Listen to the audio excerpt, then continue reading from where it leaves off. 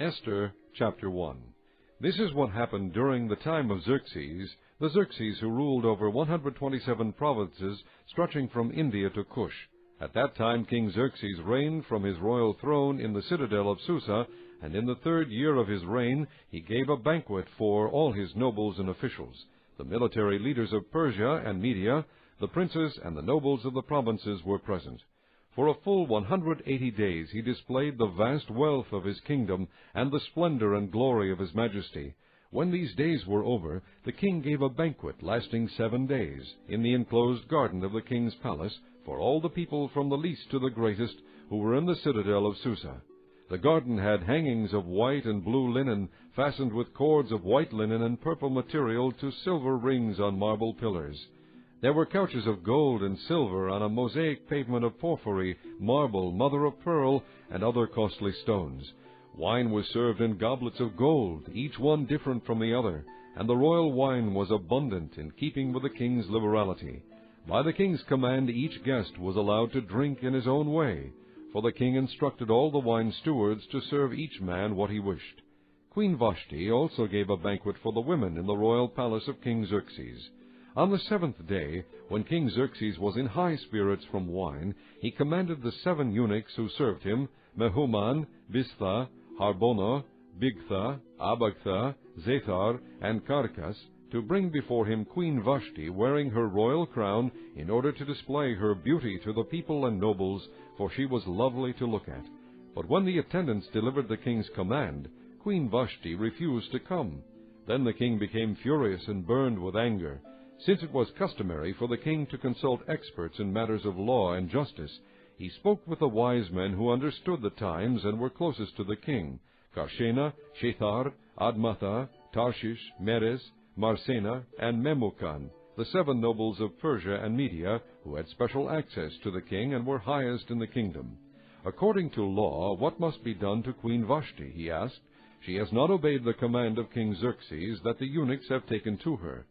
Then Memucan replied in the presence of the king and the nobles, Queen Vashti has done wrong, not only against the king, but also against all the nobles and the peoples of all the provinces of King Xerxes. For the queen's conduct will become known to all the women, and so they will despise their husbands and say, King Xerxes commanded Queen Vashti to be brought before him, but she would not come. This very day the Persian and Median women of the nobility who have heard about the queen's conduct will respond to all the king's nobles in the same way. There will be no end of disrespect and discord. Therefore, if it pleases the king, let him issue a royal decree, and let it be written in the laws of Persia and Media, which cannot be repealed, that Vashti is never again to enter the presence of King Xerxes. Also let the king give her royal position to someone else who is better than she. Then, when the king's edict is proclaimed throughout all his vast realm, all the women will respect their husbands, from the least to the greatest. The king and his nobles were pleased with this advice, so the king did as Memucan proposed. He sent dispatches to all parts of the kingdom, to each province in its own script, and to each people in its own language, proclaiming in each people's tongue that every man should be ruler over his own household. Chapter 2.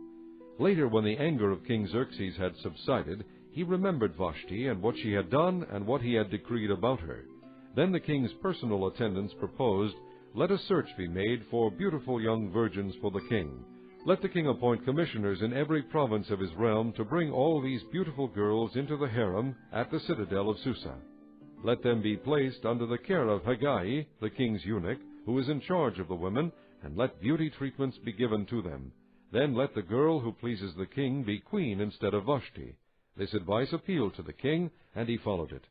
Now there was in the citadel of Susa a Jew of the tribe of Benjamin, named Mordecai, son of Jair, the son of Shimei, the son of Kish, who had been carried into exile from Jerusalem by Nebuchadnezzar, king of Babylon, among those taken captive with Jehoiakim, king of Judah.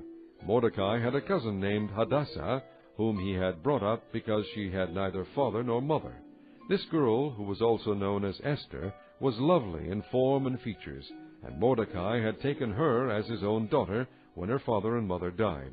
When the king's order and edict had been proclaimed, many girls were brought to the citadel of Susa and put under the care of Hegai. Esther also was taken to the king's palace and entrusted to Hegai, who had charge of the harem. The girl pleased him and won his favor. Immediately he provided her with her beauty treatments and special food. He assigned to her 7 maids selected from the king's palace, and moved her and her maids into the best place in the harem. Esther had not revealed her nationality and family background, because Mordecai had forbidden her to do so. Every day he walked back and forth near the courtyard of the harem to find out how Esther was and what was happening to her. Before a girl's turn came to go into King Xerxes, she had to complete 12 months of beauty treatments prescribed for the women, 6 months with oil of myrrh, and 6 with perfumes and cosmetics. And this is how she would go to the king. Anything she wanted was given her to take with her from the harem to the king's palace. In the evening she would go there, and in the morning return to another part of the harem to the care of Shah-Azgaz, the king's eunuch who was in charge of the concubines. She would not return to the king unless he was pleased with her and summoned her by name. When the turn came for Esther, the girl Mordecai had adopted, the daughter of his uncle Abihail, to go to the king, she asked for nothing other than what Haggai, the king's eunuch who was in charge of the harem, suggested, and Esther won the favor of everyone who saw her. She was taken to King Xerxes in the royal residence in the 10th month, the month of Tebeth, in the 7th year of his reign. Now the king was attracted to Esther more than to any of the other women, and she won his favor and approval more than any of the other virgins. So he set a royal crown on her head, and made her queen instead of Vashti. And the king gave a great banquet, Esther's banquet, for all his nobles and officials. He proclaimed a holiday throughout the provinces, and distributed gifts with royal liberality. When the virgins were assembled a second time, Mordecai was sitting at the king's gate. But Esther had kept secret her family background and nationality, just as Mordecai had told her to do, for she continued to follow Mordecai's instructions as she had done when he was bringing her up. During the time Mordecai was sitting at the king's gate, Bigthana and Teresh, 2 of the king's officers who guarded the doorway, became angry and conspired to assassinate King Xerxes. But Mordecai found out about the plot and told Queen Esther, who in turn reported it to the king, giving credit to Mordecai. And when the report was investigated and found to be true, the 2 officials were hanged on a gallows. All this was recorded in the book of the annals in the presence of the king. Chapter 3. After these events, King Xerxes honored Haman, son of Hammedatha, the Agagite, elevating him and giving him a seat of honor higher than that of all the other nobles. All the royal officials at the king's gate knelt down and paid honor to Haman, for the king had commanded this concerning him. But Mordecai would not kneel down or pay him honor. Then the royal officials at the king's gate asked Mordecai, "Why do you disobey the king's command?" Day after day they spoke to him, but he refused to comply. Therefore they told Haman about it to see whether Mordecai's behavior would be tolerated, for he had told them he was a Jew. When Haman saw that Mordecai would not kneel down or pay him honor, he was enraged. Yet having learned who Mordecai's people were, he scorned the idea of killing only Mordecai. Instead, Haman looked for a way to destroy all Mordecai's people, the Jews, throughout the whole kingdom of Xerxes. In the 12th year of King Xerxes, in the 1st month, the month of Nisan, they cast the pur, that is, the lot, in the presence of Haman to select a day and month. And the lot fell on the 12th month, the month of Adar. Then Haman said to King Xerxes, "There is a certain people dispersed and scattered among the peoples in all the provinces of your kingdom, whose customs are different from those of all other people, and who do not obey the king's laws. It is not in the king's best interest to tolerate them. If it pleases the king, let a decree be issued to destroy them, and I will put 10,000 talents of silver into the royal treasury for the men who carry out this business." So the king took his signet ring from his finger, and gave it to Haman, son of Hammedatha, the Agagite, the enemy of the Jews. "Keep the money," the king said to Haman, "and do with the people as you please." Then on the 13th day of the 1st month the royal secretaries were summoned. They wrote out in the script of each province, and in the language of each people, all Haman's orders to the king's satraps, the governors of the various provinces, and the nobles of the various peoples. These were written in the name of King Xerxes himself, and sealed with his own ring. Dispatches were sent by couriers to all the king's provinces with the order to destroy, kill, and annihilate all the Jews, young and old, women and little children, on a single day, the 13th day of the 12th month, the month of Adar, and to plunder their goods. A copy of the text of the edict was to be issued as law in every province, and made known to the people of every nationality, so they would be ready for that day. Spurred on by the king's command, the couriers went out, and the edict was issued in the citadel of Susa. The king and Haman sat down to drink, but the city of Susa was bewildered. Chapter 4. When Mordecai learned of all that had been done, he tore his clothes, put on sackcloth and ashes, and went out into the city, wailing loudly and bitterly. But he went only as far as the king's gate, because no one clothed in sackcloth was allowed to enter it. In every province to which the edict and order of the king came, there was great mourning among the Jews, with fasting, weeping, and wailing. Many lay in sackcloth and ashes. When Esther's maids and eunuchs came and told her about Mordecai, she was in great distress.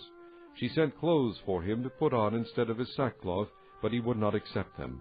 Then Esther summoned Hathach, one of the king's eunuchs assigned to attend her, and ordered him to find out what was troubling Mordecai and why. So Hathach went out to Mordecai in the open square of the city in front of the king's gate.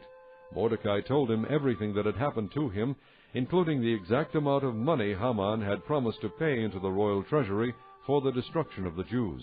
He also gave him a copy of the text of the edict for their annihilation, which had been published in Susa, to show to Esther and explain it to her, and he told him to urge her to go into the king's presence to beg for mercy and plead with him for her people. Hathach went back and reported to Esther what Mordecai had said.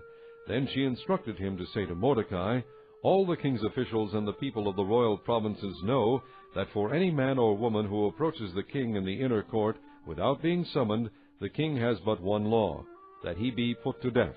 The only exception to this is for the king to extend the gold scepter to him and spare his life. But 30 days have passed since I was called to go to the king." When Esther's words were reported to Mordecai, he sent back this answer, "Do not think that because you are in the king's house, you alone of all the Jews will escape. For if you remain silent at this time, relief and deliverance for the Jews will arise from another place, but you and your father's family will perish. And who knows but that you have come to royal position for such a time as this?" Then Esther sent this reply to Mordecai, "Go, gather together all the Jews who are in Susa, and fast for me. Do not eat or drink for 3 days, night or day. I and my maids will fast as you do. When this is done, I will go to the king, even though it is against the law, and if I perish, I perish." So Mordecai went away and carried out all of Esther's instructions. Chapter 5. On the 3rd day Esther put on her royal robes and stood in the inner court of the palace in front of the king's hall. The king was sitting on his royal throne in the hall, facing the entrance. When he saw Queen Esther standing in the court, he was pleased with her, and held out to her the gold scepter that was in his hand. So Esther approached and touched the tip of the scepter. Then the king asked, "What is it, Queen Esther? What is your request? Even up to half the kingdom it will be given to you." "If it pleases the king," replied Esther, "let the king, together with Haman, come today to a banquet I have prepared for him." "Bring Haman at once," the king said, "so that we may do what Esther asks." So the king and Haman went to the banquet Esther had prepared. As they were drinking wine, the king again asked Esther, "Now what is your petition? It will be given you. And what is your request? Even up to half the kingdom it will be granted." Esther replied, "My petition and my request is this. If the king regards me with favor, and if it pleases the king to grant my petition and fulfill my request, let the king and Haman come tomorrow to the banquet I will prepare for them. Then I will answer the king's question." Haman went out that day happy and in high spirits. But when he saw Mordecai at the king's gate, and observed that he neither rose nor showed fear in his presence, he was filled with rage against Mordecai. Nevertheless, Haman restrained himself and went home. Calling together his friends and Zeresh his wife, Haman boasted to them about his vast wealth, his many sons, and all the ways the king had honored him, and how he had elevated him above the other nobles and officials. "And that's not all," Haman added. "I'm the only person Queen Esther invited to accompany the king to the banquet she gave, and she has invited me along with the king tomorrow. But all this gives me no satisfaction as long as I see that Jew Mordecai sitting at the king's gate." His wife Zeresh and all his friends said to him, "Have a gallows built 75 feet high, and ask the king in the morning to have Mordecai hanged on it. Then go with the king to the dinner and be happy." This suggestion delighted Haman, and he had the gallows built. Chapter 6. That night the king could not sleep, so he ordered the book of the Chronicles, the record of his reign, to be brought in and read to him. It was found recorded there that Mordecai had exposed Bigthana and Teresh, two of the king's officers who guarded the doorway, who had conspired to assassinate King Xerxes. "What honor and recognition has Mordecai received for this?" the king asked. "Nothing has been done for him," his attendants answered. The king said, "Who is in the court?" Now Haman had just entered the outer court of the palace to speak to the king about hanging Mordecai on the gallows he had erected for him. His attendants answered, "Haman is standing in the court." "Bring him in," the king ordered. When Haman entered, the king asked him, "What should be done for the man the king delights to honor?" Now Haman thought to himself, "Who is there that the king would rather honor than me?" So he answered the king, "For the man the king delights to honor, have them bring a royal robe the king has worn, and a horse the king has ridden, one with a royal crest placed on its head. Then let the robe and horse be entrusted to one of the king's most noble princes. Let them robe the man the king delights to honor, and lead him on the horse through the city streets, proclaiming before him, 'This is what is done for the man the king delights to honor.'" "Go at once," the king commanded Haman. "Get the robe and the horse, and do just as you have suggested for Mordecai the Jew, who sits at the king's gate. Do not neglect anything you have recommended." So Haman got the robe and the horse. He robed Mordecai and led him on horseback through the city streets, proclaiming before him, "This is what is done for the man the king delights to honor." Afterward Mordecai returned to the king's gate. But Haman rushed home, with his head covered in grief, and told Zeresh his wife and all his friends everything that had happened to him. His advisers and his wife Zeresh said to him, "Since Mordecai, before whom your downfall has started, is of Jewish origin, you cannot stand against him. You will surely come to ruin." While they were still talking with him, the king's eunuchs arrived and hurried Haman away to the banquet Esther had prepared. Chapter 7. So the king and Haman went to dine with Queen Esther, and as they were drinking wine on that second day, the king again asked, "Queen Esther, what is your petition? It will be given you. What is your request? Even up to half the kingdom it will be granted." Then Queen Esther answered, "If I have found favor with you, O king, and if it pleases your majesty, grant me my life. This is my petition. And spare my people. This is my request. For I and my people have been sold for destruction and slaughter and annihilation. If we had merely been sold as male and female slaves, I would have kept quiet, because no such distress would justify disturbing the king." King Xerxes asked Queen Esther, "Who is he? Where is the man who has dared to do such a thing?" Esther said, "The adversary and enemy is this vile Haman." Then Haman was terrified before the king and queen. The king got up in a rage, left his wine, and went out into the palace garden. But Haman, realizing that the king had already decided his fate, stayed behind to beg Queen Esther for his life. Just as the king returned from the palace garden to the banquet hall, Haman was falling on the couch where Esther was reclining. The king exclaimed, "Will he even molest the queen while she is with me in the house?" As soon as the word left the king's mouth, they covered Haman's face. Then Harbona, one of the eunuchs attending the king, said, "A gallows 75 feet high stands by Haman's house. He had it made for Mordecai, who spoke up to help the king." The king said, "Hang him on it." So they hanged Haman on the gallows he had prepared for Mordecai. Then the king's fury subsided. Chapter 8. The same day King Xerxes gave Queen Esther the estate of Haman, the enemy of the Jews. And Mordecai came into the presence of the king, for Esther had told how he was related to her. The king took off his signet ring, which he had reclaimed from Haman, and presented it to Mordecai, and Esther appointed him over Haman's estate. Esther again pleaded with the king, falling at his feet and weeping.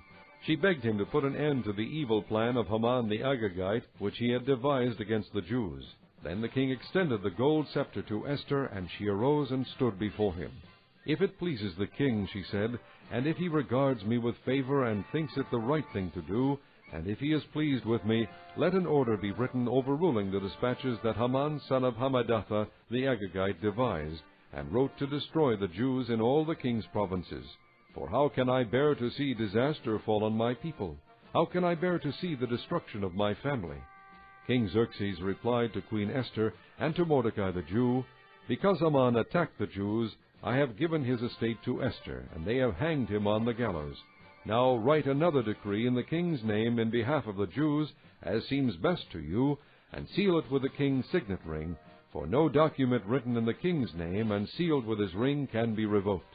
At once the royal secretaries were summoned on the 23rd day of the 3rd month, the month of Sivan.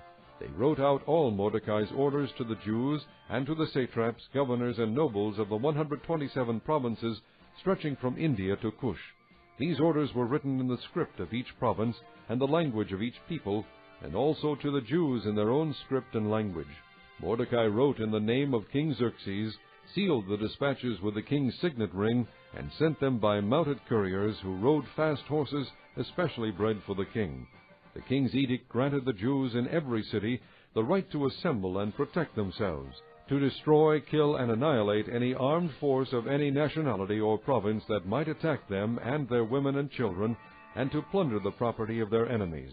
The day appointed for the Jews to do this in all the provinces of King Xerxes was the 13th day of the 12th month, the month of Adar.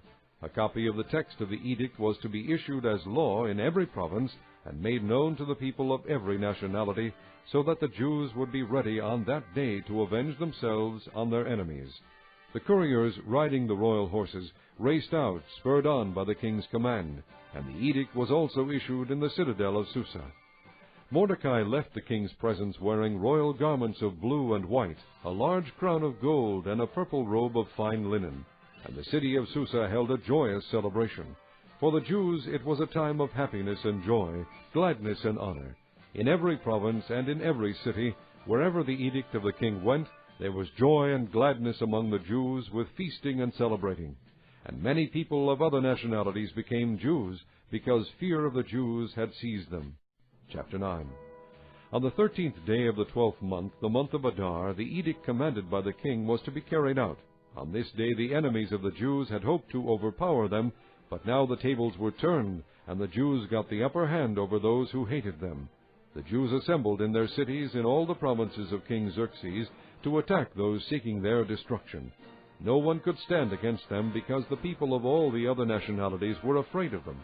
And all the nobles of the provinces, the satraps, the governors, and the king's administrators helped the Jews, because fear of Mordecai had seized them. Mordecai was prominent in the palace. His reputation spread throughout the provinces, and he became more and more powerful. The Jews struck down all their enemies with the sword, killing and destroying them, and they did what they pleased to those who hated them. In the citadel of Susa the Jews killed and destroyed 500 men. They also killed Parshanadattha, Dalphon, Aspatha, Poratha, Adaliah, Aradatha, Pamashta, Arisai, Aridai, and Vaizatha, the 10 sons of Haman, son of Hammedatha, the enemies of the Jews. But they did not lay their hands on the plunder. The number of those slain in the citadel of Susa was reported to the king that same day. The king said to Queen Esther, "The Jews have killed and destroyed 500 men and the 10 sons of Haman in the citadel of Susa. What have they done in the rest of the king's provinces? Now what is your petition? It will be given you. What is your request? It will also be granted." "If it pleases the king," Esther answered, "give the Jews in Susa permission to carry out this day's edict tomorrow also, and let Haman's 10 sons be hanged on gallows." So the king commanded that this be done. An edict was issued in Susa, and they hanged the 10 sons of Haman. The Jews in Susa came together on the 14th day of the month of Adar, and they put to death in Susa 300 men, but they did not lay their hands on the plunder. Meanwhile, the remainder of the Jews who were in the king's provinces also assembled to protect themselves and get relief from their enemies. They killed 75,000 of them, but did not lay their hands on the plunder. This happened on the 13th day of the month of Adar, and on the 14th they rested and made it a day of feasting and joy. The Jews in Susa, however, had assembled on the 13th and 14th, and then on the 15th they rested and made it a day of feasting and joy. That is why rural Jews, those living in villages, observe the 14th of the month of Adar as a day of joy and feasting, a day for giving presents to each other. Mordecai recorded these events, and he sent letters to all the Jews throughout the provinces of King Xerxes, near and far, to have them celebrate annually the 14th and 15th days of the month of Adar as the time when the Jews got relief from their enemies, and as the month when their sorrow was turned into joy and their mourning into a day of celebration. He wrote them to observe the days as days of feasting and joy, and giving presents of food to one another and gifts to the poor. So the Jews agreed to continue the celebration they had begun, doing what Mordecai had written to them. For Haman, son of Hammedatha, the Agagite, the enemy of all the Jews, had plotted against the Jews to destroy them, and had cast the pur, that is, the lot, for their ruin and destruction. But when the plot came to the king's attention, he issued written orders that the evil scheme Haman had devised against the Jews should come back unto his own head, and that he and his son should be hanged on the gallows. Therefore these days were called Purim, from the word pur. Because of everything written in this letter, and because of what they had seen and what had happened to them, the Jews took it upon themselves to establish the custom that they and their descendants and all who join them should without fail observe these 2 days every year in the way prescribed and at the time appointed. These days should be remembered and observed in every generation by every family, and in every province and in every city. And these days of Purim should never cease to be celebrated by the Jews, nor should the memory of them die out among their descendants. So Queen Esther, daughter of Abihail, along with Mordecai the Jew, wrote with full authority to confirm this second letter concerning Purim. And Mordecai sent letters to all the Jews in the 127 provinces of the kingdom of Xerxes, words of goodwill and assurance, to establish these days of Purim at their designated times, as Mordecai the Jew and Queen Esther had decreed for them, and as they had established for themselves and their descendants in regard to their times of fasting and lamentation. Esther's decree confirmed these regulations about Purim, and it was written down in the records. Chapter 10. King Xerxes imposed tribute throughout the empire to its distant shores, and all his acts of power and might, together with a full account of the greatness of Mordecai to which the king had raised him, are they not written in the book of the annals of the kings of Media and Persia? Mordecai the Jew was second in rank to King Xerxes, preeminent among the Jews, and held in high esteem by his many fellow Jews, because he worked for the good of his people and spoke up for the welfare of all the Jews.